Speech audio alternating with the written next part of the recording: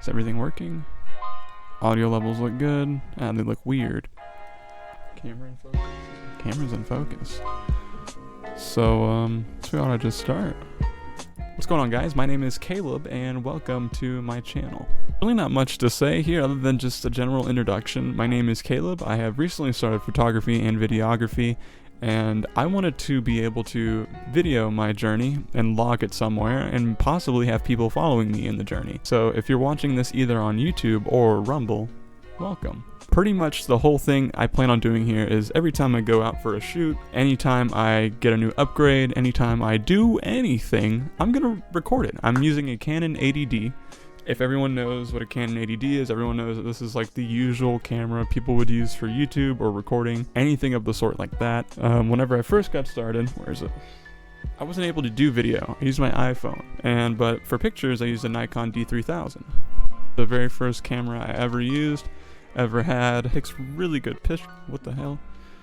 Audio levels are bouncing. And either way, it takes really good pictures. And I wanted a big upgrade from that, which is why I got the Canon 80D to do video and photography. So yeah, that's my whole point with this channel, this little introduction for you guys. We're gonna go ahead and move into some pictures, or we're gonna move into me doing photography. I don't really know what comes after this video, but all I know is I wanted to record this main intro part right now while I have the time and the ability to do so. Please go ahead, like, subscribe, whatever it is you need to do to stay involved. Come along with me on my journey of photography.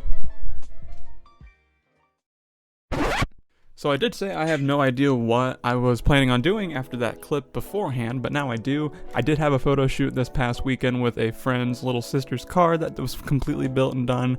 And now, believe it or not, I do all of my editing on my iPad. So we're gonna go down to the iPad, we're gonna do some editing in Lightroom and show you guys how I edit photos, and I'll show you the finished product as well. So let's go ahead and dive down into here. So what you're going to see me do first whenever I edit a car is I'm going to go ahead and go into the Adobe profile settings and find a profile that kind of matches what I like and what my editing style is. So for this particular photo, there's a lot of cool colors, so I'm going to go ahead and go into the Adobe profile settings, go to Modern 4, which is more blue rated, and I'm going to up it to about 150 or so. And as I said, every person's editing style is going to be different. Mine does not have to be yours. You do not have to take this as set in stone. But I use the brush tool first, and I paint the surface of the car whenever I'm editing car photos, making sure to stay within the lines of the car. And for example, we have a woman on here, so we're going to outline the woman and make sure nothing really gets onto her. So I'm going to go ahead and paint the exterior of the car, and I'll be right back with you guys.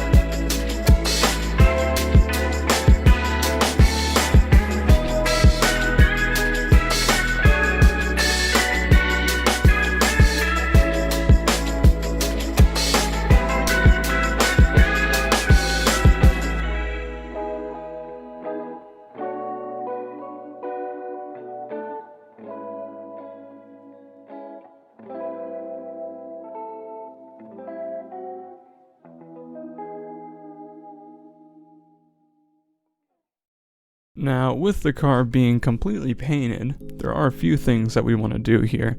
A little rule of thumb that I always go by is if it is a car and you only have the surface selected, then let's go ahead, jump that clarity up to 15 or 20. It's usually what I do. It intensifies the glossiness, doesn't do much to disaffect anything, and then I always put up texture 0.5. Most people will be like, oh no, turn the texture down. No, I keep the texture up because to me it makes it look a little more sharp.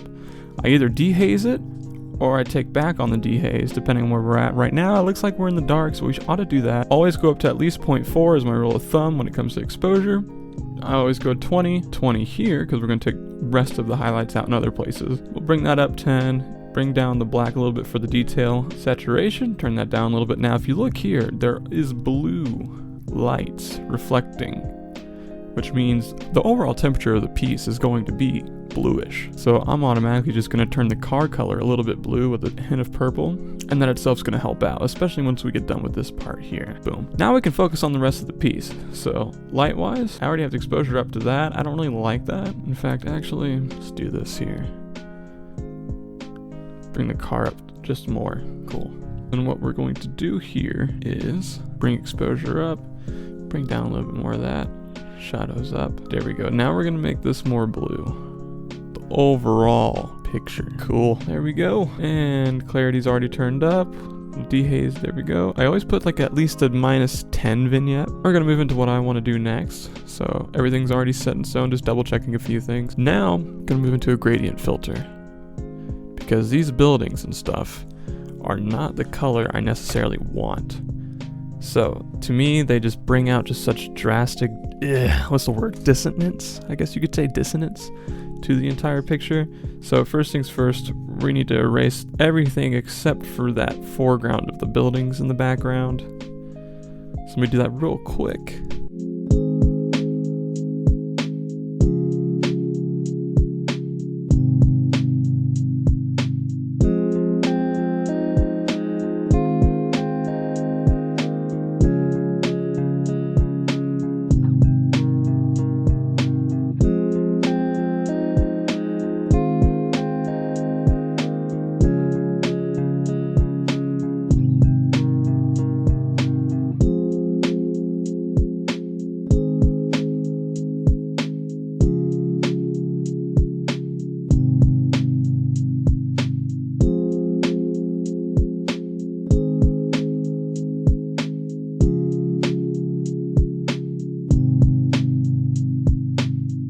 There we go. So now what we're looking at is the background is all selected except for this little part up here.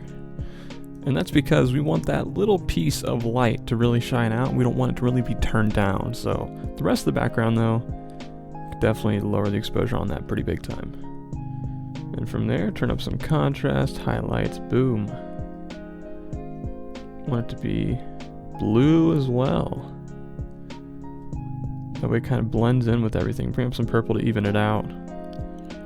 Clarity and texture to bring out the sharpness still back there. Actually, let's try this. Kind of blurs it out, right? Yeah, I actually kind of like that. So now what we're going to do to speed things up is I'm going to go ahead and outline the body and then work on the ground around the car. We're also going to focus on dialing in the wheels a little bit by upping the exposure on them and the clarity, which is usually what I like to do for wheels that are still chromy, silvery looking wheels. And then focus on the last touches of saturation from the lighting. So let's go ahead and speed things up real quick.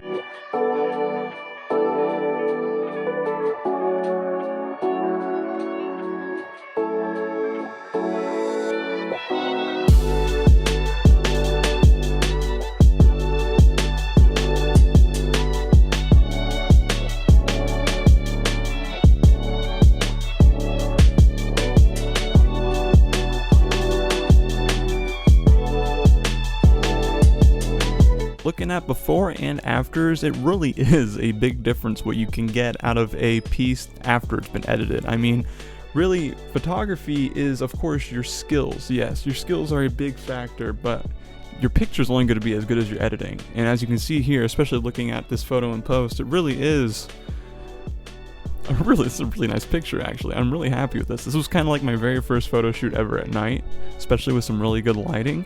And I think overall it just turned out great, man. I'm really happy with it. So here it is, big on screen again. I hope you guys enjoyed this video. This is the first, I guess you could say, iteration as to what my channel will be about. Only difference is usually in a video you're going to see me have the whole process. So yeah guys, thank you so much for watching. Honestly, just thank you so much. Here, let me fix this mic so I can talk to you properly. There? Cool. Yeah, so thank you guys very much for watching. Go ahead and leave me a like on this video. Go ahead and subscribe and ring that bell. That way every single time you know that I upload. And I hope to see you guys in the next one. If I can fix this mic and put it back to the way it was supposed to.